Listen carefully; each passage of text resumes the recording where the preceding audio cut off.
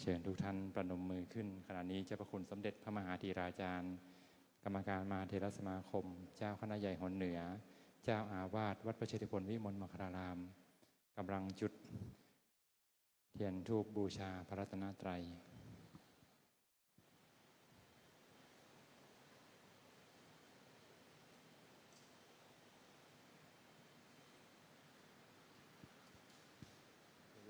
เปิดกลวยถวายสักการะพันปีหลวงนะ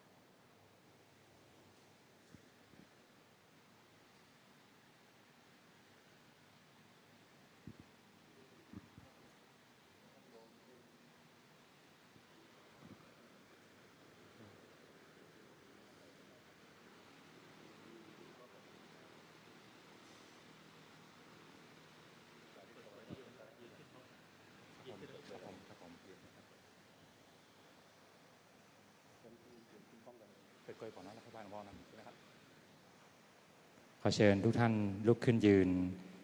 ขอเชิญคุณเพ็ญใจสกาวรัตนกุลเป็นตัวแทนเปิดกรวยถวายราชสักการะแด่พระสมเด็จพระนางเจ้าสิริกิติ์พระบรมราชินีนาถพระบรมราชชนนีพันปีหลวง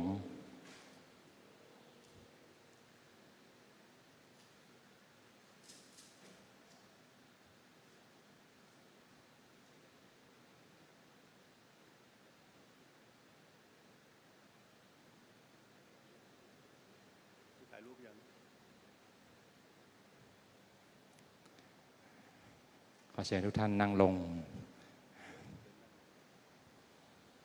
จัดนิมนต์อาสนะจัดให้นะ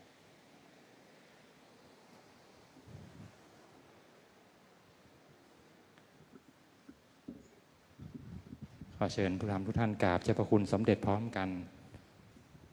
อัญชาลี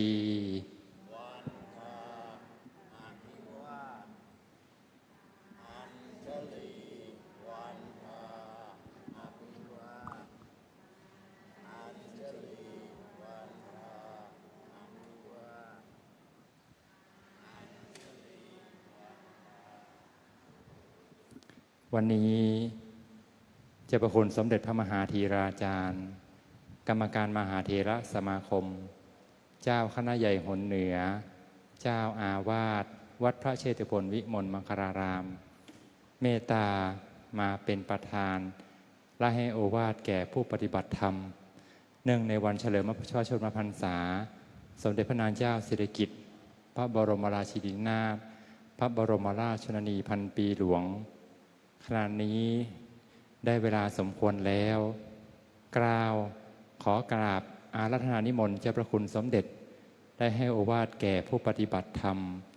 ควรมิควรสุดแต่จะเมตตา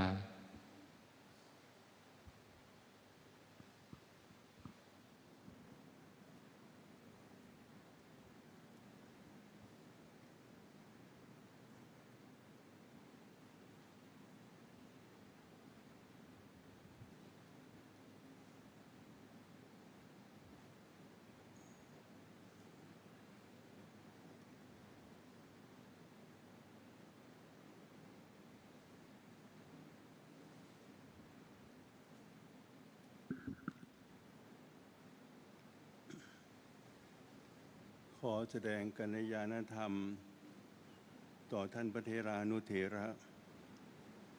พระวิปัสสนาจารย์วัดพระเชษฐพลวิมลมังคลารามซึ่งอยู่ในเขตในพุทธมณฑลพิธีนี้ทุกรูปขอเจริญพรคณะอุบาสกอุบาสิกาสาธุชนทุกท่านผู้มีกุศลศรัทธากุศลจริยาในการปฏิบัติวิปัสสนากรรมฐานเนื่องในโอกาสมหามงคลวันเฉลิมพระชนมพรรษา93 พรรษาถวายพระราชกุศลแด่สมเด็จบรมพิตรพระราชสมภารพระองค์สมเด็จพระนางเจ้าสิริกิติ์พระบรมราชินีนาถพระบรมราชชนนีพันปีหลวงผู้ทรงพระคุณอันประเสริฐวัดพระเชษฐพลวิมลมังคลารามราชวรมหาวิหารได้จัดปฏิบัติวิปัสสนากรรมฐานเฉลิมพระเกียรติเพื่อเผยแผ่พระเกียรติคุณของสมเด็จพระสัมมาสัมพุทธเจ้าสมเด็จบรมพิตรพระราชสมภารพระองค์ผู้ทรงพระคุณอันประเสริฐเพื่อส่งเสริม ให้พุทธศาสนิกชนได้บำเพ็ญกุศลกิริยาแสดงออกถึงความจงรักภักดีและน้อมสำนึกในพระมหากรุณาธิคุณร่วมกันทำความดีความรู้รักสามัคคีรู้จักการเสียสละเพื่อส่วนรวมให้เกิดประโยชน์ทั้งแก่ตนเองผู้อื่นชุมชนสังคมประเทศชาติอันเป็นที่รักอันเป็นการสืบสารพระราชปณิธานธรรมพระราชินีของพระองค์สามารถนำหลักธรรมไปปฏิบัติในชีวิตประจำวันอยู่อย่างไม่ปราศจากสติไม่ประมาทในการดำเนินชีวิตสมเด็จพระนางเจ้าพระบรมราชินีนาถพระราชนีพันปีหลวงพระองค์นั้นทรงเปี่ยมด้วยพระมหากรุณาธิคุณอันยิ่งใหญ่ต่อปวงพระสงฆ์นิกรทั้งในฐานะที่สมเด็จบรมพิตรพระองค์ทรงประกอบด้วยพระราชกรณียกิจน้อยใหญ่เพื่อเกื้อกูลสรรพชีวิตทั้งมนุษย์และนานาสัตว์ตลอดจนพลึกไพรให้ทรงดำรงคงความเป็นผาสุกความร่มเย็นเป็นสุขสวัสดีเป็นนิพัทธราชกิริยามาเนิ่นนานหลายศตวรรษมีพระราชกิริยาวัดอันอ่อนโยนละมุนละม่อม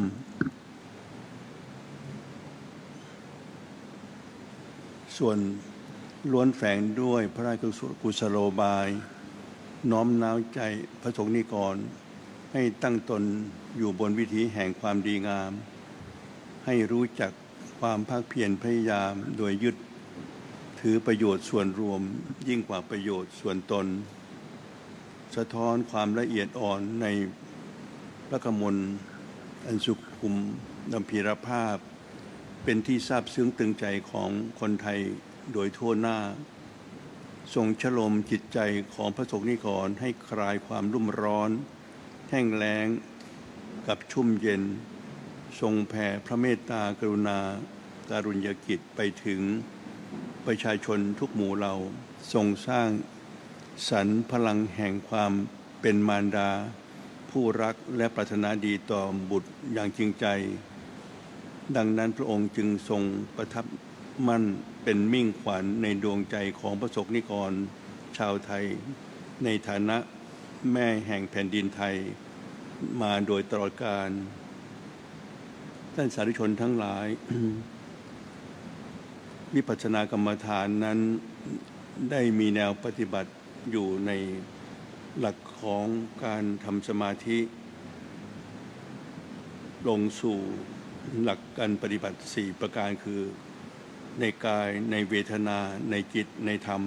โดยสรุปแล้วคงเหลืออยู่2นัยยะคือทางด้านกายกับจิตใจในชีวิตของเรานั้น กายเรือนกายเป็นที่รองรับจิตใจถ้าจิตใจถือเป็นนายกายเป็นบ่าวบ่าวก็มีความสำคัญบ่าวลำพังแต่บ่าวก็อยู่ไม่ได้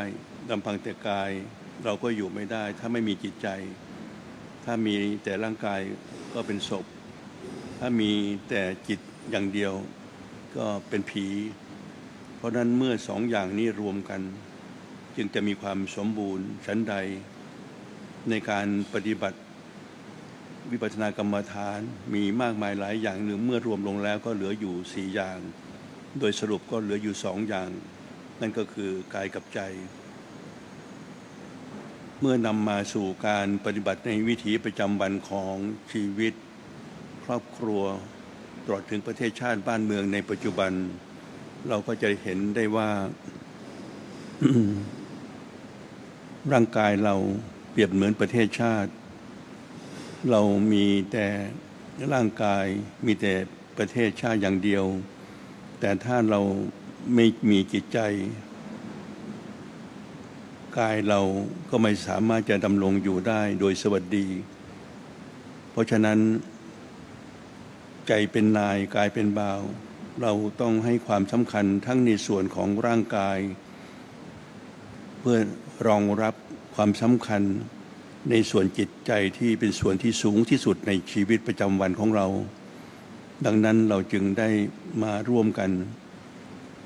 ถือศีลปฏิบัติธรรมเพื่อจะทำให้ศีลเป็นที่รองรับมีความบริสุทธิ์มีความสุจริตใจในการปฏิบัติวิปัสสนากรรมฐานเพราะฉะนั้นเมื่อเปรียบกับชีวิตของเราครอบครัวของเราประเทศชาติบ้านเมืองของเรารวมความหมายจึงถือว่าเป็นธรรมะในการอยู่ดำรงชีวิตในการดำรงความเป็นครอบครัวสังคมประเทศชาติบ้านเมืองในขณะที่พวกเราอยู่ในพื้นที่ที่ใกล้กับสถานการณ์บ้านเมืองของเราที่กำลังประสบภัยสงครามระหว่างประเทศไทยเรากับประเทศกัมพูชาดังที่เห็นอยู่ในปัจจุบันนี้น้อมนำมาสู่การปฏิบัติธรรมของเราสงครามจากภายนอกนั้นเปรียบเทียบเหมือนกิเลสต่างๆความโลภความโกรธความหลงแสดงออกอย่างเป็นรูปธรรมให้เห็นเป็นสงครามมีกลไกในการดำเนินกิจการต่างๆเป็นภัยต่อสังคมประเทศชาติบ้านเมืองไทยของเราชั้นใดเมื่อเรานำอังคาพยพของเราร่างกายของเรามาเปรียบเทียบกับกิเลสทั้งหลายที่กำลังบ่าเข้ามาสู่ชีวิตของเราในลักษณะของสงครามกัมพูชากับประเทศไทยก็เช่นเดียวกันไม่แตกต่างกันแต่ประการใดถ้าหากโลกนี้มีศีลมีคุณธรรมจริยธรรมสัมมาปฏิบัติเราก็จะผ่านพ้นจากภัยต่างๆลงไปได้มีความสงบเย็นได้เพราะฉะนั้นผู้ใดก็ตามที่ถือศีลปฏิบัติธรรมผู้นั้นก็หวังได้ว่าจะประสบความสวัสดีมีความสุขประเทศกัมพูชาในอดีตตั้งแต่สมัยกรุงศรีอยุธยาเป็นต้นมาเป็นส่วนหนึ่งของประเทศไทยของเราประเทศไทยของเราเมื่อในอดีตนั้นปกครองไปถึงลาวเขมรเวียดนามมาเลเซียมีพื้นที่กว้างใหญ่ไพศาลต่อมาประเทศไทยของเราเมื่อครั้งยังเป็นสยามได้ถูกประเทศที่ล่าสังคมหลายประเทศรอบด้านล้วนมีภัยทั้งนั้นประเทศไทยของเรายังเมื่อยังเป็นสยามยังเป็นประเทศที่ยังด้อยพัฒนาขาดในเรื่องของวัตถุอุปกรณ์ในการป้องกันประเทศชาติไม่มีความแข็งแรงเท่าเทียมทันกับประเทศที่เขามีอาวุธยุทโธปกรณ์ที่สำคัญมาเบียดเบียนเราถึงเสียแผ่นดินของเราตั้งแต่ครั้งยังเป็น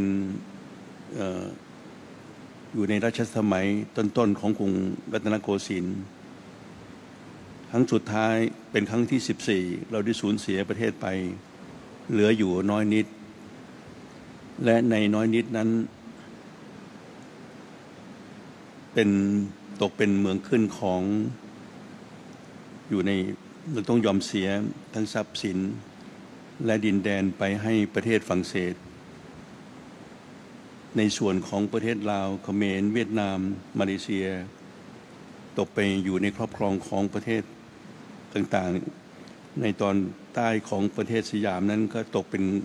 เมืองขึ้นของประเทศอังกฤษอันนี้คือทุกท่านได้ศึกษาประวัติของประเทศสยามประเทศไทยก็จะทราบเป็นอย่างดีเนี่ยกิเลสนี่เป็นภัยต่อทุกชีวิต ทุกสังคมประเทศชาติบ้านเมืองเพราะฉะนั้นวิวัฒนาการของชาติบ้านเมืองของสังคมประเทศชาติรวมถึงพระศาสนาด้วยจึงได้มีการพัฒนาต่างๆเราในฐานะที่เป็นประเทศที่ยึดมั่นในศีลธรรมคุณธรรมจริยธรรมเป็นประเทศพระพุทธศาสนาที่มีความเจริญยึดมั่นในศีลธรรมคุณธรรมจริยธรรมถึงแม้ว่าเราจะสูญเสียดินแดนไปในส่วนต่างๆไปมากกว่าที่เหลืออยู่ก็ตามในส่วนที่เหลือนั้นเราได้รักษาในส่วนที่เป็นส่วนที่ดีงามเอาไว้อย่างมั่นคงจึงทำให้เราดำรงมั่นอยู่ในประเทศที่ได้รับความยกย่องว่าเป็นประเทศที่มีความมั่นคงมีพระพุทธศาสนามีความมั่นคงดังที่เห็นอยู่ในปัจจุบันสองอย่างที่อาตมาภาพได้ยกขึ้นมาประกอบคือความสำคัญของชาติบ้านเมืองกับศีลธรรมคุณธรรมจริยธรรมเช่นเดียวกันความสำคัญของคนเราทุกคนในส่วนของร่างกายก็จะเป็นร่างกายที่ปราศจากโรคทางกายจึงจะสามารถดำรงอยู่ได้ด้วยความสวัสดีประกอบสัมมาอาชีพการงานในส่วนจิตใจนั้นก็จะต้องดำรงมั่นอยู่ในศีลธรรมคุณธรรมจริยธรรมปราศจากกิเลสโลภโกรธหลงเป็นต้นโดยประการทั้งปวงเราจึงสามารถดำรงมั่นอยู่ภายใต้ร่มบารมีธรรมของสถาบันชาติศาสนาสถาบันพระมหากษัตริย์อย่างมั่นคงเป็นที่ยอมรับยกย่องขององค์การสหประชาชาติว่าประเทศไทยของเราเป็นประเทศที่มีพระพุทธศาสนาแม้จะเป็นประเทศที่เล็กๆไม่ใหญ่โตแต่ความเป็นประเทศที่มีความมั่นคงในทางพระพุทธธรรมเป็นที่ดำรงของพระรัตนตรัยคือพระพุทธพระธรรมพระสงฆ์ทำให้เรามีความสง่างามเป็นที่ยอมรับขององค์การสหประชาชาติว่าเป็นประเทศที่มีพระพุทธศาสนาเป็นศาสนาสำคัญซึ่งองค์การสหประชาชาติยอมรับไว้เป็นศาสนาประจำสหประชาชาตินั่นก็หมายความว่าประชาชาติซึ่งประกอบด้วยผู้นับถือศาสนาทุกศาสนาให้ความยอมรับให้เกียรติยกย่องพระพุทธศาสนาและรวมความหมายยกย่องวันวิสาขบูชายกย่องความเป็นแกนนำของในด้านจิตใจของประเทศไทยของเราเป็นศูนย์กลางพระพุทธศาสนาโลกซึ่งมีสถาบันพระมหากษัตริย์เป็นองค์อัครสาสนูปถัมภกหนึ่งในจำนวนนั้นคือสมเด็จบรมพิตรพระสมภารเจ้าพระสมเด็จพระนางเจ้าสิริกิติ์พระบรมราชินีนาถพระบรมราชชนนีพันปีหลวงทรงเป็นมหาอุบาสิการัตนะในพระพุทธศาสนาองค์สำคัญที่สุดที่เราเทิดทูนเคารพสักการะบูชาในมหามงคลดิถีวันเฉลิมพระชนมพรรษาของสมเด็จพระนางเจ้าพระบรมราชินีนาถพระบรมราชชนนีพันปีหลวงปีพุทธศักราช 2568 ได้เวียนมาบรรจบในวาระนี้อานุภาพในนามของคณะสงฆ์คณะอุบาสกอุบาสิกาวัดพระชิตผลวิมลมังคาราม ราชวรมหาวิหารและประสงค์นิกรชาวไทยทั้งมวลขอพระราชทานถวายพระพรชัยมงคลด้วยอำนาจคุณพระศรีรัตนตรัยสิ่งศักดิ์สิทธิ์ทั้งหลายทั่วสากลจักรวาลพร้อมด้วยพระราชกุศลที่ทรงบำเพ็ญอยู่เป็นนิจได้โปรดอภิบาลสมเด็จพระนางเจ้าสิริกิติ์พระบรมราชินีนาถพระบรมราชชนนีพันปีหลวงผู้ทรงพระคุณประเสริฐทรงมีพระชนมายุยิ่งยืนนานทรงพระเกษมสำราญทรงปราศจากพระโรคาพาธทรงบำราศจากปัจจามิตรและอุปัฏฐวันตรายทั้งหลายทรงสถิตมั่นเป็นธงชัยแห่งรัศมาอาณาจักรได้ทรงเป็นที่พึ่งพำนักของพระสงฆ์นิกรไทยทั้งปวงตลอดกาลนานเทอญ ในฐานะเจ้าสำนักปฏิบัติธรรมประจำกรุงเทพมหานครแห่งที่ 62 วัดพระเชตุพนวิมลมังคลาราม ขออนุโมทนาสาธุการในกุศลเจตนาของญาติโยมสาธุชนทุกท่าน ขอเปิดโครงการปฏิบัติธรรมเฉลิมพระเกียรติประจำปีพุทธศักราช 2568 ณ บัดนี้ขออาราธนาท่านพระเถรานุเถระทุกรูปและขอเจริญพรคณะอุบาสกอุบาสิกาสาธุชนทุกท่านได้ร่วมกันเจริญจิตภาวนาน้อมถวายพระพรชัยมงคลเป็นเวลาพอสมควรเมื่อได้เวลาอันสมควรแล้วก็จักอนุโมทนาสาธุการเป็นสัทธสัญญาณต่อไปขอนิมนต์และขอเจริญพรขอเชิญหลายเปลี่ยนอิริยาบถเป็นท่านั่งคัดสมาธิเจริญจิตตภาวนาเพื่อถวายเป็นพระพรชัยแด่สมเด็จพระนางเจ้าสิริกิติ์พระบรมราชินีนาถพระบรมราชินีพันปีหลวง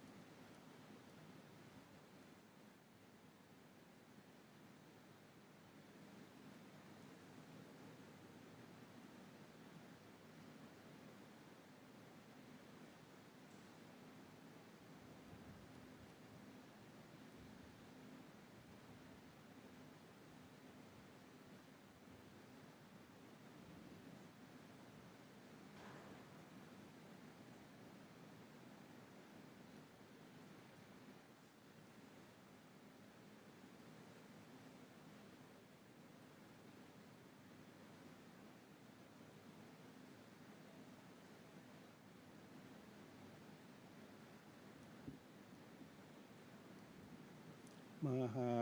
การุณิโกนาโทหิตายาสัพพปานินางปุเรตวาปารมิสัพพปัตโตสัมโพธิมุตตมังเอเตนะสัจวัตเชนะโหตุเตชยมังคารังชยันโตทิยาโมเรสกยานังนันทิวัฒโนเอวังตะวังโหหิชายาสุชายามังคะเรอปาราชิตาปันลังเกสีเสปทาวิโปคะเลอภิเสเก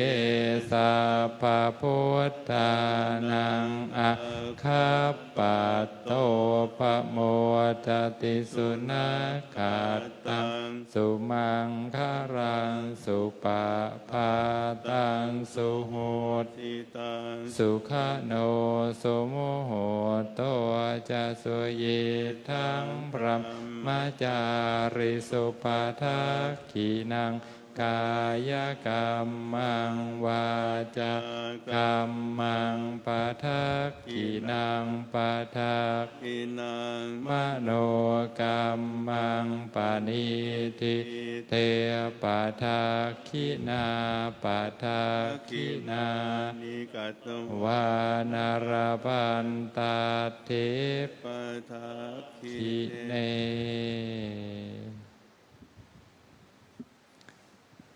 เชิญตัวแทนผู้ปฏิบัติธรรมคุณทรงศักดิ์แสงเจริญตระกูล ขอถวายจตุปัจจัยแทนธรรมแด่เจ้าพระคุณสมเด็จพระมหาธีราจารย์กรรมการมหาเถรสมาคม เจ้าคณะใหญ่หนเหนือ เจ้าอาวาสวัดพระเชตุพนวิมลมังคลาราม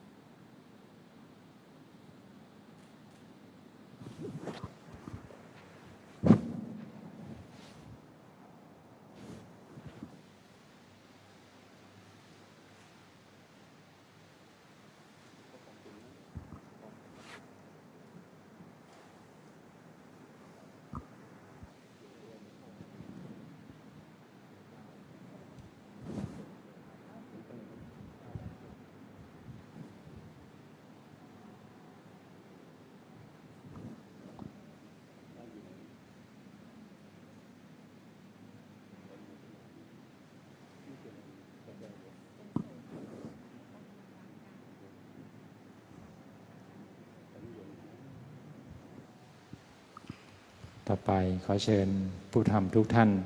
กราบเจ้าพระคุณสมเด็จพร้อมกัน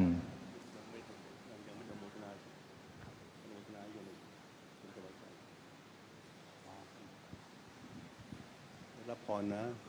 รับพร ยะถาวาริวหาปุราปริปุเรนติสากรังเอวะเมวะอิโตทินังเปตานังอุปกัปปติอิชิตังปฏิตังตุมหังคิปะเมวะสมิจฉตุสัพเพปุเรนตุสังกปาจันโทปนรโสยถามณิโชติระโสยถาวิวัชชันตุสัมภโรโควินาศตุมาเตภวัตวันตรายโยสุขิติขายุโกภวะอภิวาทนาสิริสนิจจังบุตตาปัจจายโนจัตตารโธรรมวัฏันติอายุวันโนสุขังภะลังภวตุ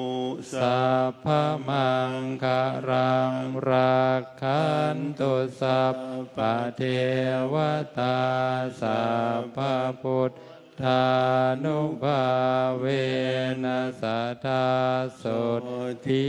ภวันตุเตภวตุสัพพมังคารังรักขันตุสัพพะเทวตาสัพพะธรรมานุภาเวนัสสทธาโส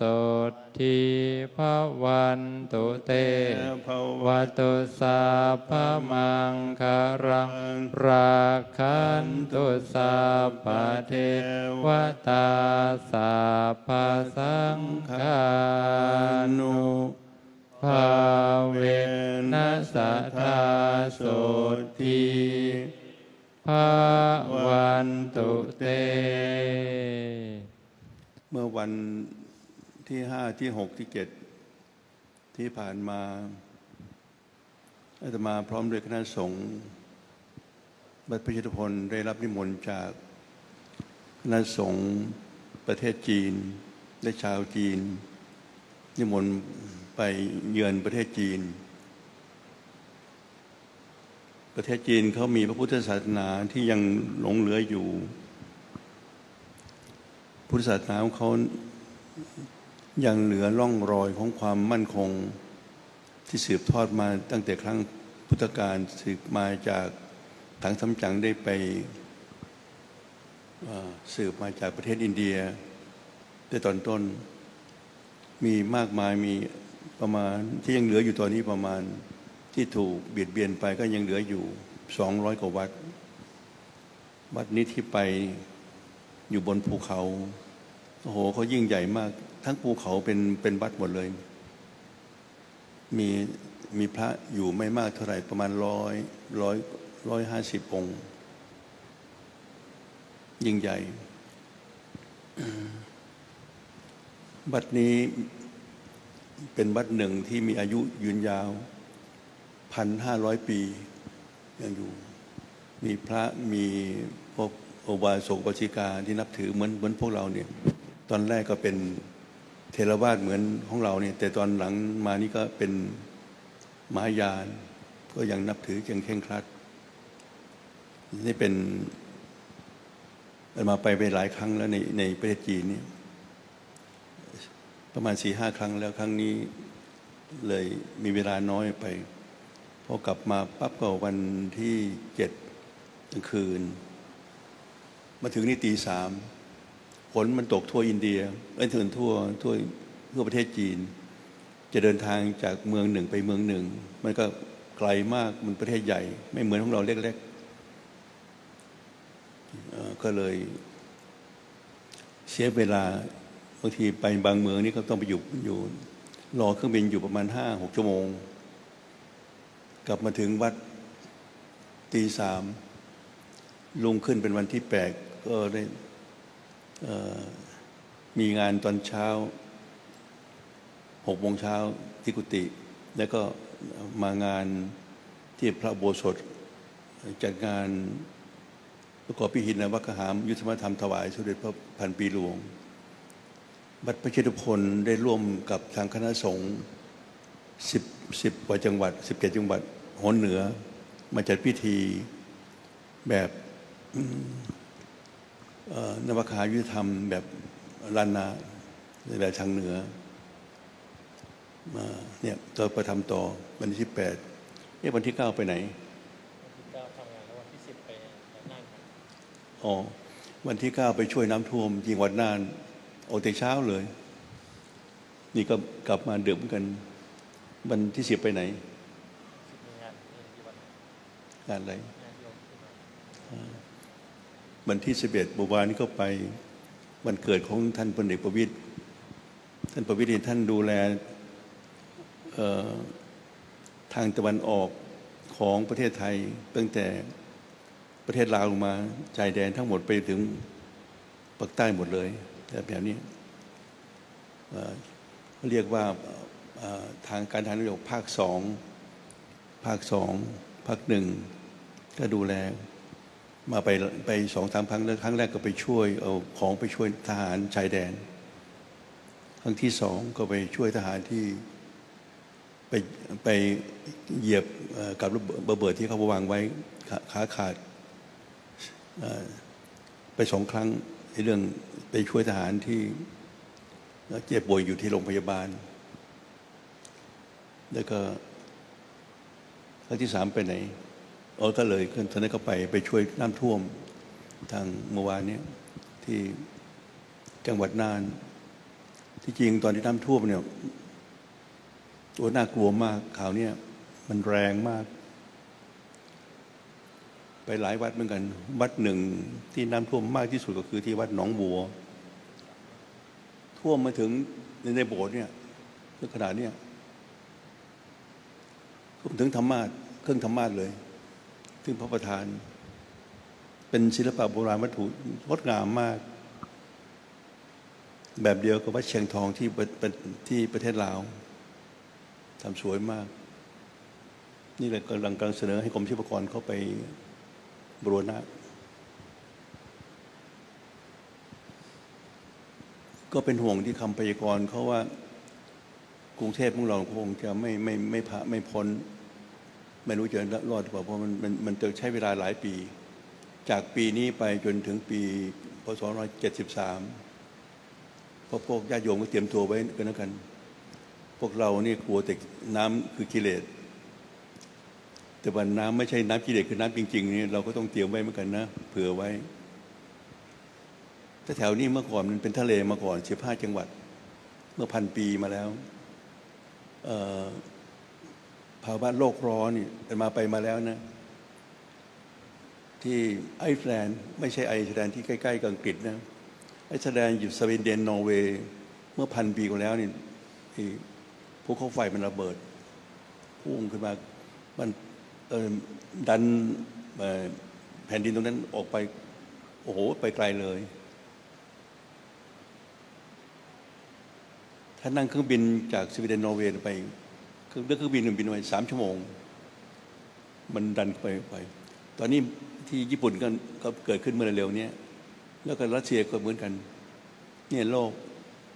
ลกธาตุดินน้ำลมไฟมันก็เป็นอย่างเงี้ยเราก็เป็นส่วนหนึ่งอยู่ในโลกนี้ก็ต้องรู้ทันแต่เราก็เสียรู้อังคาพยพของประเทศสยามของเราที่มีส่วนแยกออกไปเมื่อก่อนเนี่ยลาวเขมรเวียดนามมาเลเซียนี่มันเป็นของประเทศไทยกว้างใหญ่ไพศาลมากก็ถูกประเทศเพื่อนบ้านมาลุกลานสวีเดนไม่จากนู่นจากสเปนโปรตุเกสอังกฤษแล้วก็ฝรั่งเศสในที่สุดก็มาเสียท่าฝรั่งเศสก็เราก็เลยต้องเสียเงินเสียดินแดนยังไม่พอยังเสียเงินไม่งั้นเขาจะยึดประเทศไทยเป็นเมืองขึ้นก็ลำบากมากกว่านี้ปรากฏว่าในเอเชียเรานี่ต่างประเทศเขาก็อัศจรรย์เราบางทีบางประเทศเขาก็อิจฉาเราทำไมประเทศไทยเราเนี่ยไม่ตกเป็นเมืองขึ้นกับใครขีมใกล้ๆว่ามีการผ่อนปลนอะไรต่างตอนนี้เราก็กำลังใช้วิธีเดิมอาจจะได้ผลหรือไม่ได้ผลเราไม่เข้าข้างใครแต่บางทีประเทศที่เขามีอำนาจทางวุฒิโธปกรณ์เนี่ยมากกว่าเราก็ต้องยอมเขาแต่ในขณะเดียวกันประเทศไทยเรานี่ก็ไม่ว่าจะอยู่ในประเทศไทยหรือจะไปอยู่ต่างประเทศเราก็ไม่ทิ้งบ้านเกิดเมืองนอนของเรามาตุภูมิของเราบางพวกไปอยู่อเมริกาก็ตั้งเป็น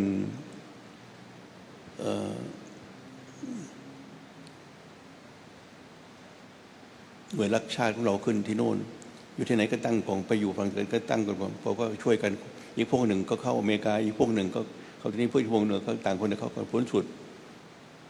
เราก็ยังรักษาไว้ได้เขาบอกแต่ตอนนี้เขาบอกว่าจะใช้แบบเดิมไม่ได้นะเขาบอกว่าประเทศไทยไม่เคยเกิดสงครามเพราะนั้นเขมรหรือกัมพูชามันเลยดูถูกแต่เขาเกิดมาไม่เคยมีช่วงไหนไม่มีสงครามเขาสงครามตลอดเวลาเขาเคยจะมาเบียดเบียนเราตอนนี้ไม่ใช่เบียดเบียนเอาปราสาทอะไรต่างๆหรอกปราสาทนี้เป็นของเขาความจริงปราสาทของเรามีมากกว่าประเทศเขาอีกปราสาทในประเทศไทยรวมเขาสรุปดูแล้วเนี่ยมีเหลืออยู่ประมาณ60 ปราสาทของเขายังมีอยู่2-3 ปราสาทแล้วปราสาทนี้เขาบอกของเขาสร้างมันคงไม่ใช่เขาไม่ได้สร้างเขมรนี่เป็นคนชั้นต่ำที่สุดคือพวกกรรมกรที่มีฐานะที่เป็นคนรวยขึ้นมาเป็นมีศักดิ์เนี่ยเขาเรียกกัมพูชาเนี่ยเพิ่งเป็นประเทศมาเมื่อ60 กว่าปีมาประเทศเขมรนี่คนเชี่ยวชาญเขมรนี่มันเป็นเมืองขึ้นของเรามาตั้งแต่สมัยกรุงศรีอยุธยานู่นน่ะแต่ปรากฏว่าตอนนี้เขาจะมายึดประเทศไทยแล้วเขาบอกว่าเขาไปฟ้องฝรั่งเศสไปฟ้องจีนไปฟ้องอเมริกาไปฟ้องประเทศอื่นหมดเขาเก่งในเรื่องสื่อเรื่องอะไรพวกนี้แต่ประเทศไทยเฉยไม่ตอบโต้ทนเมื่อกี้เนี่ยมาก่อนจะมาเนี่ยพบกับผู้แทนของทางฝ่ายเมืองเขาเนี่ยของเราเนี่ยเป็นผู้ดีเกินไปเหมือนรัฐบาลท่านบิ๊กตู่นะดีเกินไป8 ปีเขาจวมเถียวเปลี่ยนปีไม่เห็นทำอะไรมาก็ทนไม่ได้ก็เลยบอกดร.วิรุธเครืองามในฐานะที่เป็นรัฐมนตรีสำนักนายกวันหนึ่งไปเจอกันที่ งานของภรรยาของผู้หญิงเทวีภรรยาของเสียซีพีเนี่ยมาจะเข้าห้องน้ำพอดีไปเจอกันกับพลเอกประยุทธ์มันออกมาปุ๊บบอกท่านเขาโจมตีท่านเนี่ยในฟังที่บอกท่านก็ขี้เกียจฟังแล้วเดี๋ยวจะช่างหัวมันช่างหัวไม่ได้ท่านทำงานมามากมายจะบอกว่าเขาบอก8 ปีทำไม่เห็นทำอะไรท่านทำอะไรมากมายก็ออกไปหน่อยสิท่านทำงานอย่างเดียวใครว่าช่างหัวมันช่างหัวมันไม่ได้สื่อเราก็มีอยู่แต่ไม่ใช้เป็นประโยชน์พอมาพูดท่านหลังจากวันนั้นไปท่านใช้เวลา2 เดือนเอาให้ทางอปชโอ้โหล้นพ้นเลยมากกว่ารัฐบาลอื่น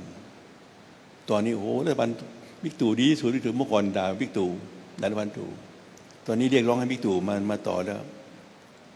ปรากฏว่าอาจารย์ไม่พูดนะตอนนี้โยมฟังเองฟังสื่อกันเองว่าเขาด่าใครตอนนี้โอเคก็ขออนุโมทนาโอเคว่าจะไปงานเปิดงานที่วัดชนประทานงานเหมือนกันนี้เขาเปิด10 โมงมา9 โมงขอเชิญผู้ทำทุกท่านกราบเจ้าพระคุณสมเด็จพร้อมกัน